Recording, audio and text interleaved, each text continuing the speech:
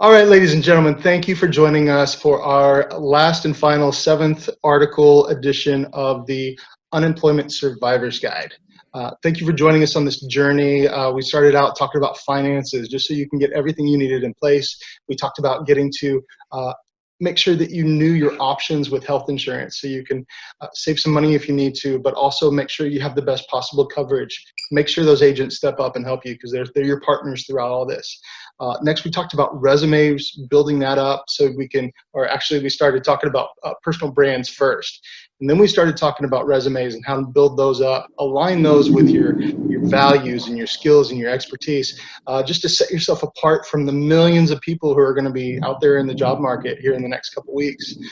Then we talked about building up your social media profiles, how all those link together. And next, we talked yesterday about networking and the power that's in that.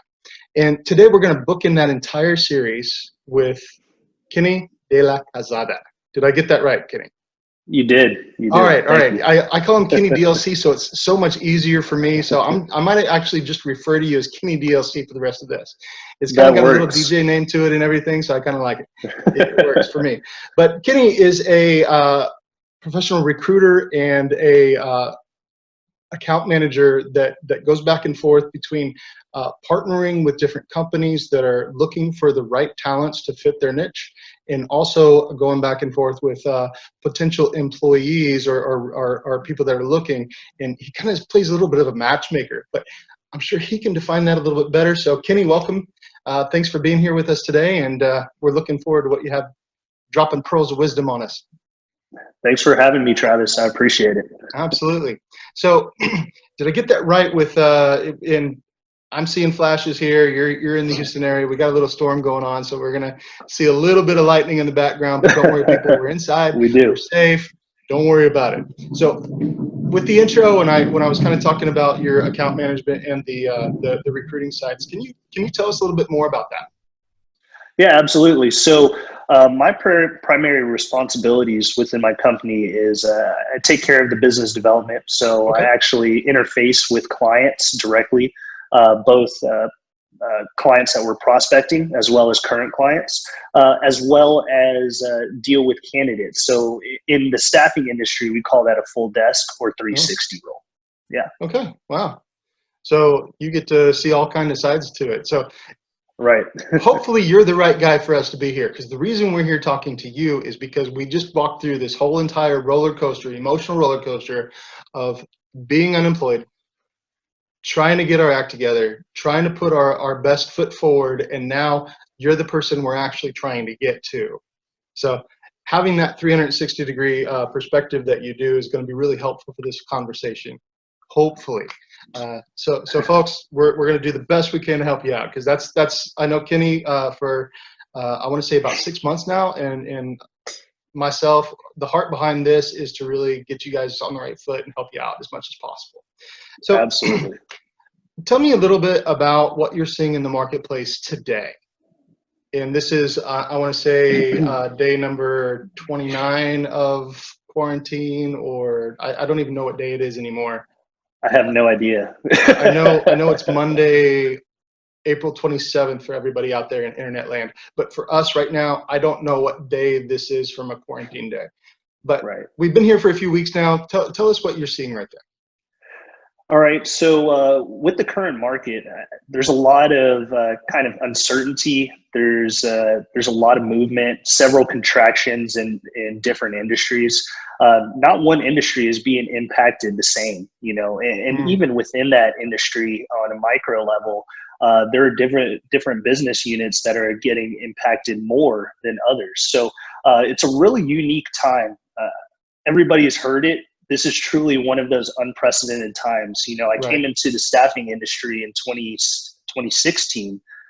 So we were dealing with all of that during that time, kind of watching it. I'm sorry, 2016, 2014. Yeah.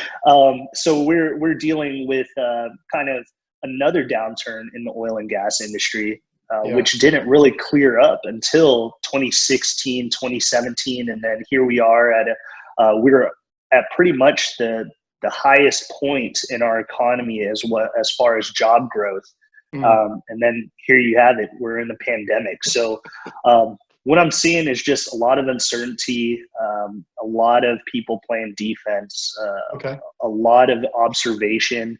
And I truly think that within that observation piece, a lot of the key players, a lot of the big businesses are taking a look at their business units and figuring Mm. out how they could realign and make sure that if this were to happen in the future, they would be less impacted, as well as are they using their resources as efficiently as possible Right. during this current moment. All right. So that sounds like that's happening in the current companies that you're supporting. So my question is, from a recruiter aspect, I took a look today on the job boards. The only thing I see there are things that are being recirculated that was already posted, and they just haven't turned them off yet. There's really not a whole lot of people hiring right now. So from a recruiter perspective, are you currently on vacation? I'm never on vacation. Even when I'm on vacation, I'm not Okay. on vacation. So what does it look like to be a recruiter right now? What it looks like to be a recruiter right now is if you have jobs, you're actively trying to cherry pick the best talent that's out there. Okay. Everybody's talking. So it's a beautiful time to be a recruiter if you're proactive. Okay. So my day-to-day looks like I'm networking with everybody. If I don't have a job open for that skill set, I let them know straightforward, but I want to network and be a resource. Okay. Because the fact of the matter is that we're going to get through this. We're going to come into a strong economy and we're going to grow. You got to be ready for it. And if Right. you're ready for it, those that took this time and were proactive and did what they needed to do and did what they wish they could have done, during pre-COVID, right? Right. Now that you're at home, you have a lot of time to do research, to study, to network. Mm-hmm.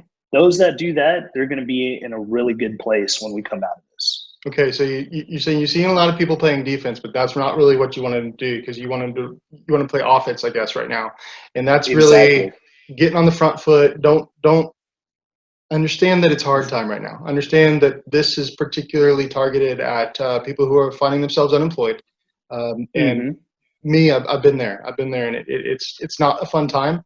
And the Me too. whole heart behind this is so you don't have to do the same challenges I did. You can learn from the expertise. And I'm so glad you touched on the network perspective, because that network is something that is in place now. And you're staying extremely busy on there. You're finding really good talent through there. You're also talking to other people about potential cross references, probably between different companies and people that you're seeing out there. But for myself as well, I didn't have such a strong network connection when I got laid off the first time. And Mm-hmm. so now this entire series has been really pushed by a lot of the my network expertise that's in there. This isn't a Travis show. This is about people in my network, such as yourself, that are stepping up and saying, I want to help too. And so thank you Right. for your time for that. So I definitely appreciate that. So I mentioned a minute ago, or when we first brought you on, you're the person that we were trying to get to, right? Mm-hmm. As the job seeker. So what kind of stages typically go from we find a role that we're interested in, how do we get to you? Okay. Good question. So typically, if you find a role and you're not engaged with the recruiter, or possibly a recruiter has posted that job, my first advice would be to contact them directly. Okay. Don't feel like you're kind of overstepping boundaries. There are no boundaries, right? This is geared towards those that have been laid off, right? Mm, So what do you have to lose at this point besides making a friend? right. My best advice is, if there's something that you see, one, read through that job description, make sure you're the most placeable candidate, meaning you've worked in that function, you have recent experience working in that function, you're in the industry, just kind of those check boxes, and then reach out. Always Okay. reach out. There's nothing wrong with being assertive. There is a fine line between assertive and kind of annoyance, Okay. but reaching out and being proactive to make that first engagement, to say, hey, Mr. Recruiter, my name is Travis, right? I wanted to reach out to you pertaining for this job, ABC job. Do you have time today to speak, or possibly later this week? Okay. Set up a phone call like that, or even an email, but they should get back to you fairly quickly. Now, internal recruiters, that's a different story. Yes, it is. So internal recruiters, typically they'll get, I don't know, 100 resumes, just throwing out random number there. Right. 100 resumes, sift through them as best as they can if they're sifting through them themselves, and kind of call out the first 3 or the first 4 that they like, and then not really look at the rest. Wow. Okay. I'm speaking very general, right. I'm not, saying the whole industry is like that. Right. There are really good internal recruiters, but that's typically what happens sometimes. So you actually are not an internal recruiter. You work for a recruiting agency, right? Correct. Okay. And that's why you can get that 360 perspective on everything, because you're client facing and you're I want to say customer facing, but it's not. It's actually candidate facing. Candidate. Yeah, that's a good. Yeah, absolutely. So good word. One thing that's really dynamic about my position that I'm in the market is I speak to hiring managers. I interact with all talent acquisition departments, HR, as well as the candidates themselves. Okay. So I speak to the internal recruiters. I speak to the manager that's hiring for that position. And I speak to the candidates. So I kind of get a well-rounded picture, just kind of what the life cycle looks like from start to finish. Nice. That's making me kind of think a little bit here. From in your industry perspective, how many companies, just on average, would you say use recruiting services versus just hiring directly? Is it? I'd probably say I know it just depends, but right. I'd probably say roughly 40%. Okay, that's even higher than I expected. Maybe less. I mean, it really. So within my experience, it depends on where the market's at. So let me give you an example. Pre-COVID 2019, were there business units utilizing recruiters? Absolutely. It was probably less than the amount of businesses that were using recruiters in, say, 2016. The reason I say that is because in 2016, we noticed, I'm gonna take one sector of the working class, the blue collar workers, right? Traditionally, they were direct hire or union workers. We saw in 2016, once the ramp up of oil came back, that there was a large demand for contract workers. So essentially, they're working directly through staffing agencies and typically W-2'd through those agencies, but contracted to the end client. So they may work for, Chevron, but really they're a subcontractor to Chevron. Okay. If that makes sense. Yeah, it does, definitely. Thank you for that. So you mentioned a few different things about the way you work and in general, the way a lot of internal recruiters work. What boundaries should the candidates be looking at trying to get past? There's a few roadblocks that I typically see, and I find whenever I was out there in the job market looking for somebody looking for what I thought was a really good match. I mean, I thought I checked every single box on there. I thought even the values in the company were right for me, and I would submit the resume. I would reach out to the recruiter, nothing happened, or the internal recruiter, nothing would happen there. And then about 3 weeks later, I get a form letter saying, "Hey, we appreciate you, but we've gone with somebody who is more qualified," even though I checked every single box. So I don't understand how that's more qualified. Can you give us a little bit of insight what's like being on the other side of that? Okay, so typically, just like I had previously mentioned, for some job positions, you may get an influx of 100 resumes. I think the biggest trouble that a lot of individuals are facing in the job market is that their resume doesn't read to the job that they're applying for. So yes, they may have held those functions. Yes, they may have had a position that at their company that is that position, and it's just renamed for another company. Right. But you have to really make sure that your resume reads to those responsibilities. So oftentimes, what I tell majority of my candidates is, hey, if you're going to apply in the job market, make sure that you're applying with a set direction. Don't kind of just go out there and shoot your resume everywhere. The law of numbers, the law of average, it doesn't work Okay. in that realm. You're going to get a lot of phone calls, but you may not get a lot of traction. Okay. And oftentimes it may lead you to a position that really you weren't interested in, but now Right. you've done all of this work, which, unfortunately, if it's not strategic, it's kind of all for nothing, right? Right. And everybody's situation is different. I get it. It's hard out there right now for everybody. There's no one that's not affected. Even the people that still have jobs that are working, I've been in an unemployment situation. It's not fun. No. Even as a recruiter, I found myself at one point unemployed, and I just kind of sat there and thought, like, hey, I'm a recruiter. I know how to do this. Let me navigate myself through these waters. So whenever these individuals get an influx of resumes and it doesn't read how they would need it to read per Okay. the job description, typically they're overlooked. And it's not just the candidate side, but it's also the recruiter side. Just in the industry within talent acquisition, we need to do a little bit better in terms of the vetting process. And, that comes down to the internal, as well as if they're utilizing a third-party recruiter, that recruiter to be able to screen candidates properly through their resumes and say, okay, this is a different title, but this is the exact same responsibilities. Right. And being able to recognize that quickly, that's just for our industry. We need to do better, right? Okay.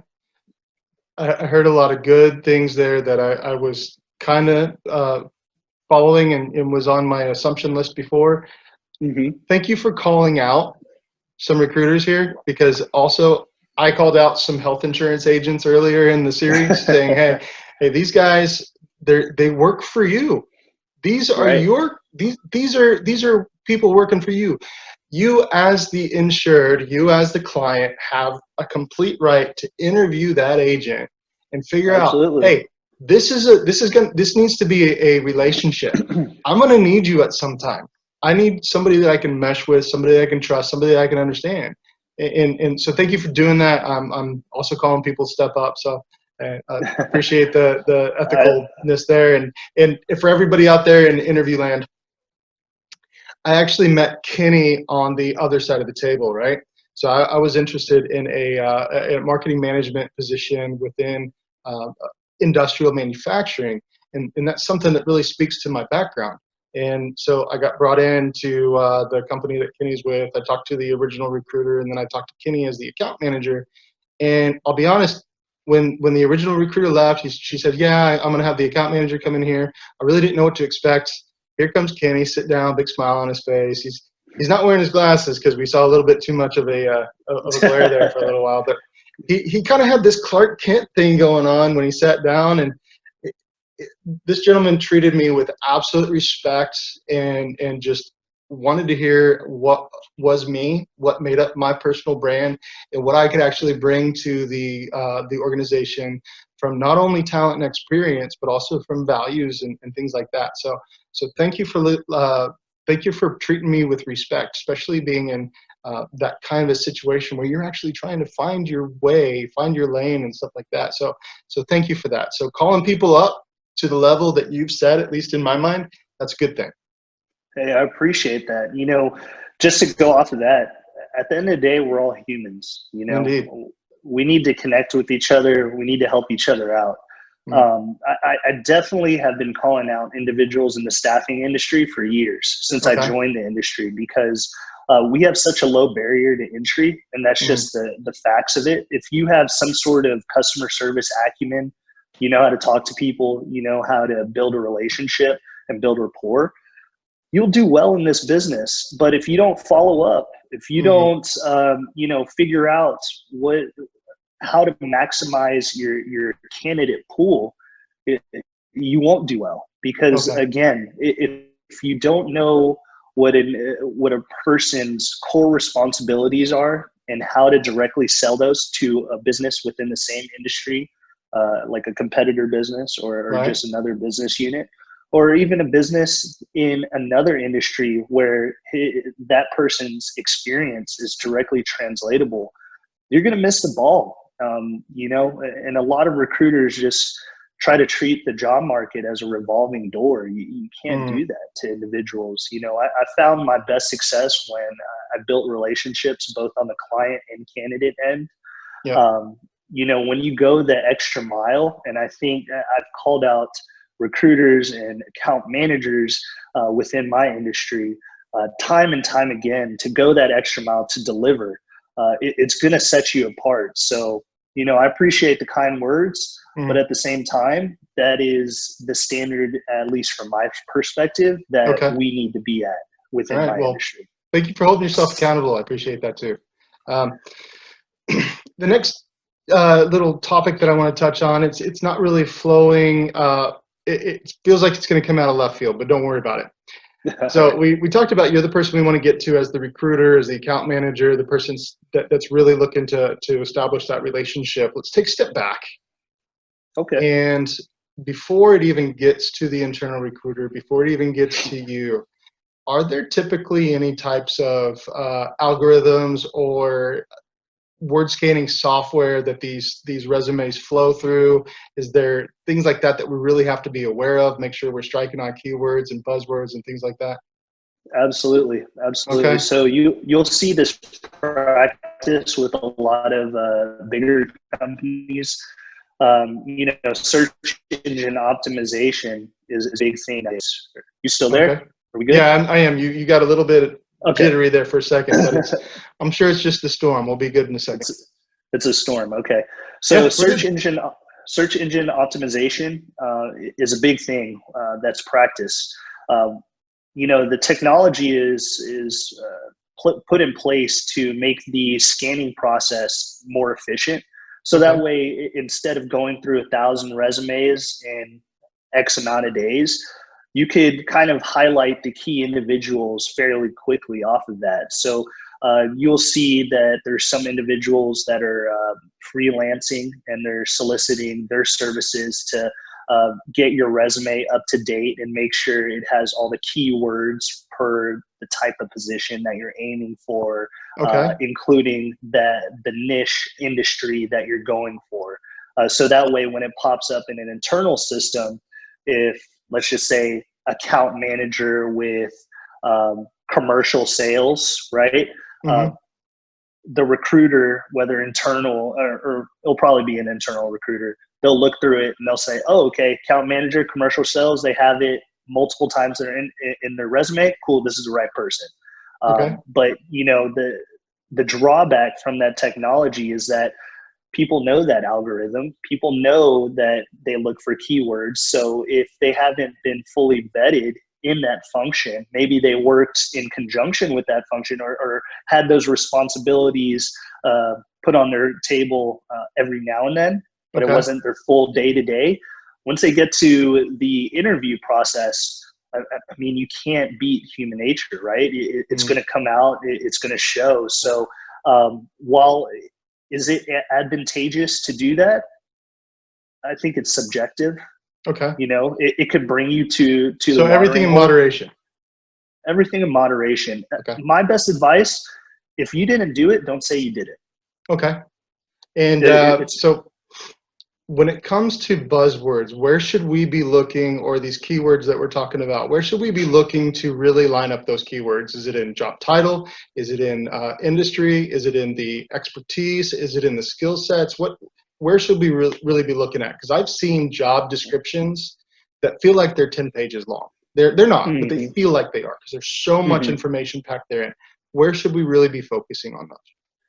A lot of it will be focused within your functions, so your responsibilities. So typically how I would read a job description, I would look at what the key responsibilities are and see if that matches up with what I've done. Okay. Right. So from anybody that's looking for a position that is searching these job boards, look at let's just take account manager again, just something simple. Look at the responsibilities. If you've held those responsibilities, make sure they read correctly on your resume. Okay. Make sure you have quantitative data in there. If you're going towards a sales position, so you could show like, hey, this is my growth. This is what I brought to the table as a sales person. But any position will have those responsibilities. Doesn't matter what the title is. But again, the main point is to make sure that your resume and your responsibilities in your previous role and the roles prior to that read correctly to that, where somebody can scan it and say, okay, yeah, this is the right person. All right. So you're mentioning quite a bit about roles and responsibilities. Mm-hmm. How much do you look at roles and responsibilities versus accomplishments when you're reading a resume? I look at, so it depends on the title, at the level of the individual that I'm looking for and what function they are. But I balance them out pretty equally. I do like to see people talk about their accomplishments within their resume. As somebody that looks at resumes every day and has to present them to potential employers, that just makes the job that much easier. If you're good at what you do, you typically come with reference letters, letters of recommendation, as well as some key accomplishments that you could highlight. Now, you don't have to make a whole front page that's just all of your accomplishments, but pick out 2 to 3 at each position and just list it down there. What did you do? Even if it's the simplest thing, like you brought up company morale, that's a huge thing. We're transitioning our work landscape, and culture is huge now. And Absolutely. If you brought up company morale, wow, if everybody went to that company happy, how did that affect the profit? Because I know if I go to work happy, I'm producing. Right. So I'm sure everybody was doing great there. So again, list those out. Don't leave them out.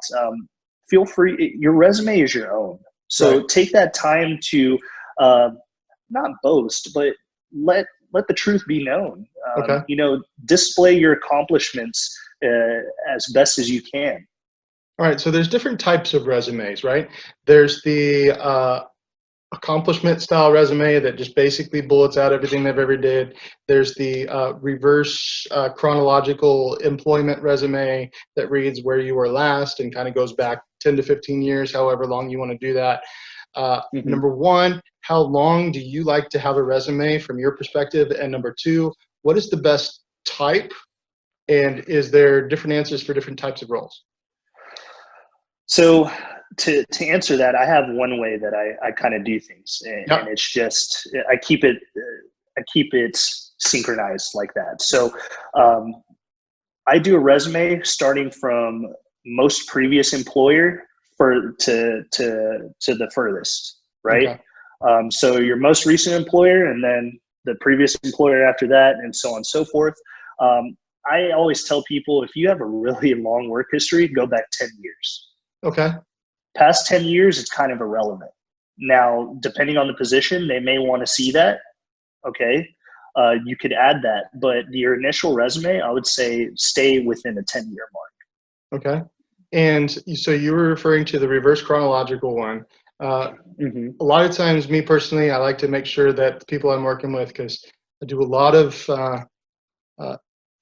I don't want to call it charity work, but I do a lot of volunteer efforts for especially friends of mine who find themselves in challenging times, or they're looking to get a different direction. And that's just my marketing mind working out, right? Because I'm really thinking about the target audience and thinking about how to adjust that content to them.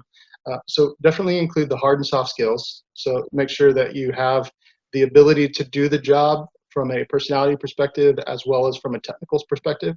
And then also, a lot of people, I've encouraged the introduction and or some accomplishments before the the reverse chronological resume. Do you like to see an introduction or some highlights separate, or do you like to have it in that content? I don't think it makes a big difference. Okay. Personally, if I was to choose, I would like to see highlights within each job, so Okay. that way I could piece it together. So if you have, let's just say, 4 jobs on a resume, I want to see what you accomplished per job within that description instead of just listed at the top. That way I could take note on where you did certain things. Okay. And as they're talking about that, Excuse me. Glad I'm not 6 feet within you, right? It's just allergies, man. I'm terrible right now. Yeah, my favorite meme during this whole COVID was a guy who had these the floating noodles. He had 6 of them taped to like a sweatband on his forehead, so he had a nice good radius. People couldn't get close to him. That's funny. That was probably my favorite one so far. But I'm sorry. I'm not making fun of COVID. This is a serious thing. I apologize. It is. It's just it's funny to see some people's reactions sometimes. So I'm gonna go ahead and just ignore that like it never happened, and we'll just keep moving. All right. All good. So you touched on what I would agree with, including them more into the roles. I like that approach. You still there? I think I've dropped your camera. There we go. We're good. There we go. Yep. There's Kenny DLC back right at you, people. Here we go. So do you like a introduction, or do you like a cover letter, or does it matter to you? I don't think it matters. Again. Okay. My best advice when it comes to a resume, just make sure you have your core responsibilities, your professional work history, your education, your skills, and any additional certifications that would make a difference in your role listed. Other than that, an overview, a professional summary, a cover letter, depending on position, will those make a difference? Absolutely, I think so. But again, for the general person, I don't think you should think too hard into it. Just have those main things. Okay. Your professional work history, your education, your certifications that deal with your career, as well as your skills. So if somebody like myself who looks like they're pretty shallow because they've done so many different things, like I have an IT degree, I have 18 years of business development marketing experience, I have certification in graphic design, I have a certification in project management, and I'm also a licensed insurance agent in the state of Texas, right? So right. all these things are, whoa, what is it good to list all of those types of certifications, or only the ones that are applicable to what you're looking for in that particular role? I would say applicable to that role. Okay. That way it shows some growth. Now, okay. if you're and take this case by case, right? Right. There's some positions where you could go in and put everything that you've done, and put it on there, and it just reads that, hey, this guy's proactive. Right. This guy is everything that you've listed. Let's just use you as an example. Sounds like you're a great marketing guy. You'd do well in the marketing for a large insurance firm.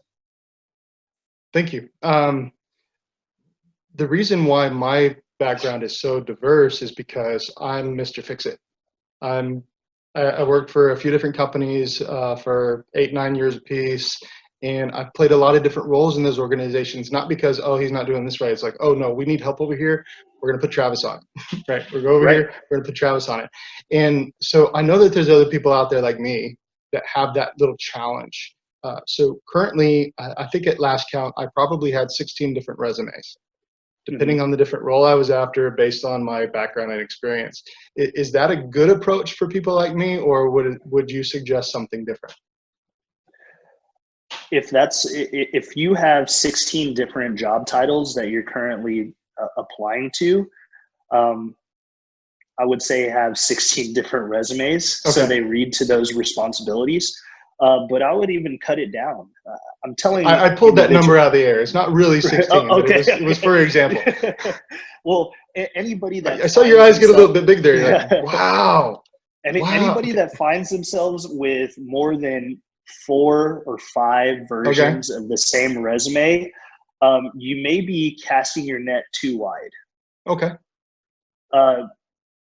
Again, we're talking very general here. Yes. So, let me be frank with it. And the reason I say that is because I tell all of my candidates, let's be strategic with this market. Everybody that I've talked to, starting from week 1 of COVID all the way to present day, every consultation that I have with candidates, I start with, hey, do you want to stay in your industry, or are there other industries that you're interested in? And we travel down that conversation. The reason is because I don't want my candidates to cast just a wide net. Right. Will it work? It may, but then you might find yourself in a position getting offers from companies or positions that you really didn't want to. And then because of that's what's on the table, you're going to take it. And then what happens? The market gets better. You leave in 6 months. Did you really gain anything in 6 months? Or was it kind of like a step back? Right. So I always tell my candidates, hey, let's be strategic. Let's create a plan. Let's do some homework. You and me. Figure out what works for you. I'll go out and start looking at prospective companies, get an idea of what industries are moving and in what regions. And then let's come back together and let's make a collaborative effort. Let's work together on this thing. Because ultimately, oh, go ahead. No, I was going to say, you just made a really good point there. Regionally, what makes sense? Are you going to see this job market going more to a remote role, so the region isn't as impactful, or is this going to still be, hey, you can work from home more often, but we still have to have some sort of proximity? What do you think is going to happen there? I touched on it briefly at the beginning of ours. Yeah. I definitely believe that we're going to go into a more remote workforce. You're going to see a lot of operations that traditionally were frowned upon working at home that are now 100% home based. And a lot of these big companies, there's been a lot of articles circulating, a lot of studies being found that CEOs are actually reevaluating their bottom line with their employees and saying, hey, if you're getting the same amount of work done from home, what does that look like for me on the budget? That means I don't have to facilitate a big office just to have you there 40 hours a week. It cuts off on insurance, and I think we're going to see that burden cost decrease. So employers are going to say, hey, from a financial standpoint, we could save 3 to 4% just by making X amount or X percentage of our workforce work from home. Okay. Because it also, when you work from home, there's no travel time. So that means that salary gets lowered a little bit for those same responsibilities. I also think we're going to see a trend of new emerging technologies, as well as older systems or older platforms take on a new brand or a new maybe a new function to work within this new remote workforce. Okay. I really think that's going to be the next landscape within the professional realm that we're going to see and we're going to tackle. So there's going to be a lot of new jobs. There's going to be a lot of jobs that change function. I think there's going to be a lot of technical roles that are going to emerge from all of this as well. Okay. Very interesting. So a lot of our conversation up to this point has, how do we get to you? Let's talk about when we actually get there. What does the interview process look like? How should a candidate really present themselves during the interview? How should they be speaking? What suggestions, interview tips, I guess you could say, would you give in that front? I would say whether you're talking to a recruiter, third party, or you're talking to an internal talent acquisition specialist, always treat it with utmost professionalism that you can. Approach every conversation as a professional and just treat it like that. Now, when you're with a third party recruiter, do your homework. Just like Travis mentioned earlier, insurance agents, they need to work for you. Same with recruiters. Make sure that recruiter's working for you and you're not a revolving door in the Rolodex, right? Ask them questions, vet them out, because this is your career, this is your future just as much as it is there. And if they're not working in partnership with you, then it might be the wrong person. Okay. Just being frank. Okay, understood. So the homework was a really good idea there. So how do you feel as a recruiter when somebody comes in, they were aware of the end customer or your customer, the end employer, and yet they still don't know anything about them when they get there? How do you feel as a recruiter? Do you want to make that conversation as short as possible, or do you give a little bit more grace, or what does that look like? What do you mean in terms of like has the employees? Has the candidate actually educated themselves on the end employer if they already knew who that was? How do I feel? How do I feel about it? I think if they already know about it, they should. I mean, it's if they know the company, awesome. If they don't know about the company, I'm not going to hold it against them. Okay.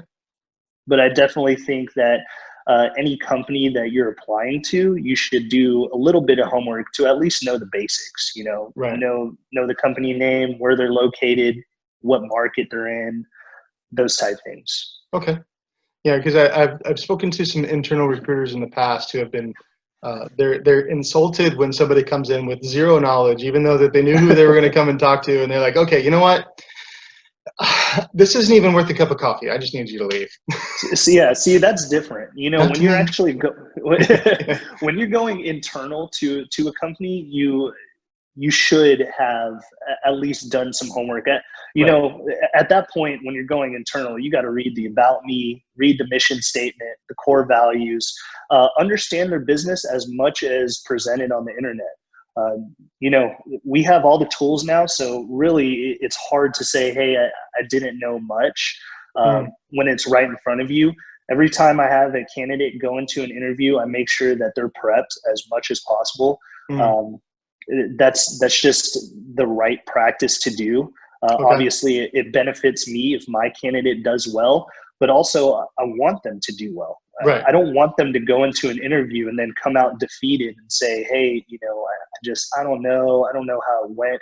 I want them to feel good and say, hey, you know, I went in there, I read up on the company, I knew who I was meeting with, I looked at their LinkedIn, we had some commonality there, maybe, you know, went to the same high school or from the same region, whatnot.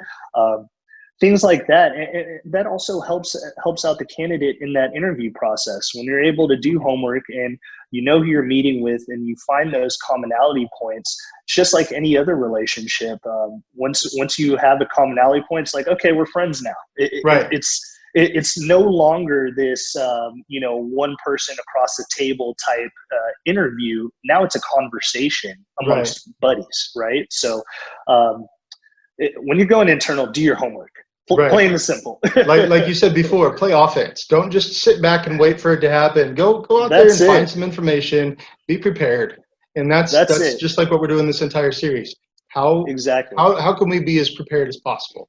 So, okay, along those same lines, when you're in the interview with somebody, you've seen their resume. The resume reads pretty good. You're pretty confident on the skill sets. You even had maybe a referral letter or two that helps that along. Right. So you're pretty confident with their skill sets. What are you now looking for from that particular candidate to make sure that they're a good fit? I'm looking at just the soft skills. Okay. How do they present themselves? How do they answer certain questions? Body language. I'm trying to get to know them as best as I can. You got to understand when we're doing interviews, sometimes it's at max an hour, and you can barely scratch the surface on an individual in an hour. So my process, whenever someone meets with me, I break down those walls, and I don't want it to be, hey, you're interviewing with me. I want it to be that conversation. So we could just be as blunt, as frank as possible. That way I know the real person behind, you know, behind the suit or behind the dress or whatever. Basically, I want to know how someone is as an individual. And that's really what I sell my clients There's a lot of people with the right skills. It all comes down to culture nowadays. Okay. So if I could sell that piece to my client and say, hey, you know, this person, he's proactive. He's overachiever. This is how it shows he overachieves. He's dedicated, so on and so forth. If I could just talk about his character or that person's character, it goes that much further. Great. Really good input. So, want to respect your time. Yeah. If you wanted us to take something specific away from this perspective or this conversation and really get the knowledge that we need and the motivation that we need to continue playing offense, what would that suggested be? What would you say? All right. Travis gave me the permission to get on my soapbox. So here it is. Yes. You got I'm going to sit back and let you do it. You have to do two things right now. You need to, one, read all of the series of Travis's unemployment survival guide. Yes, it's an intentional that's journey, number people. one. Yes, that's number thank you. one. Shameless plug. Thank you, Kenny. Number two, you need to log into a webinar that I'm going to be on Friday with CSI stars. You need to check that out. If you can't find it, look on my LinkedIn page, which will be tagged onto this video, and I will post that. And I believe it's a free registration. You need to register before Thursday, and it's a webinar on Friday at 11:30 Central Standard Time. Time out. I'm going to do you one better. I'm going to tag you in this video. Your profile is going to be there. I want you to come into the comment section and put that plug in there. Just put that invite right in the comment section. I'm going to do it. And that's what back on your soapbox. All right. So all joking aside, really do those two things. But also what you need to do is take this fear, take this scared mindset and just shove it out the door. I get it. If you're laid off right now, you're already laid off. How worse can it get, right? We're already in a bad situation. There's no point to make yourself feel bad or lull in your sorrows. What you need to do right now is network. Get on LinkedIn, make a friend, make an authentic connection. Just put yourself out there, say hello, see how the market is impacting that individual and drum up some rapport. Second to that, take advantage of this free knowledge right now. I don't know how long this lockdown is going to last, but there's a lot of technological and educational resources that are out there for free. Absolutely. Typically, we had to pay for, or even at a reduced cost. Invest in yourself. You know, if you only have, X amount of dollars for the next couple of weeks, hey, take some of that and allocate that to education. You will never fail with knowing more. And then last, update your resume. Please, please, please. I've spoken to several people that just did not see this coming, and no one did. We're at a high point of employment. How could you, right? But what did it do? It exposed your inefficiency and it showed your weakness. So stay ready. Update your resume. Make sure it reads well. And if you're having trouble with your resume, reach out to myself. Reach out to a recruiter you trust. Reach out to a family member, a friend, a colleague, whoever, and have them read your resume and tell them, hey, if I was applying for this position, do you think this resume would be suffice? And tell them to be 100% honest, because them saying, yeah, that works, whatever, that's not going to do you any good. You need somebody that's going to tell you the raw and the real, and that's going to help you level up. And if those individuals aren't around you, find the ones that will do that and surround yourself with them and just get ready. Because if you're unemployed right now, you're already at the worst of it. All you have to do is believe in yourself, instill that pride, that dignity, that self-confidence. You've made it X amount of years in this world. You're going to continue to push further, and no one's going to stop you. So those are my tips to get through this COVID-19 pandemic. All right. Thank you for touching on the building up your personal brand and the resume writing things that just went out last week. All part of the series, people. So like he said, read those. And in the resume one, it was kind of hidden in there a little bit, but there's actually a little link from monster.com, and I'm sure that there's other ones out there, but you can submit your resume for free and they will put it through their algorithm and give you feedback within 2 business days. So if you can't find somebody who's going to legitimately speak to your resume, or that you don't trust, or you want to start somewhere else, this is a great service to look at. Also, just hitting on your point there, sorry, I got on my soapbox a little bit, but it's important. You're inviting the constructive criticism. When they're talking back to you, they're not picking you apart. They're trying to help you. They're trying to build you up. Understand what their perspective is, and try to include that and build you up even better. What they're doing is they got your back. They're not attacking your front. So just keep that in mind as you're opening yourself up here. Understand this is a really hard time. Things are very raw emotionally. I understand that, but just remember, you're asking for this help. Accept it. Absolutely. Well All right? said.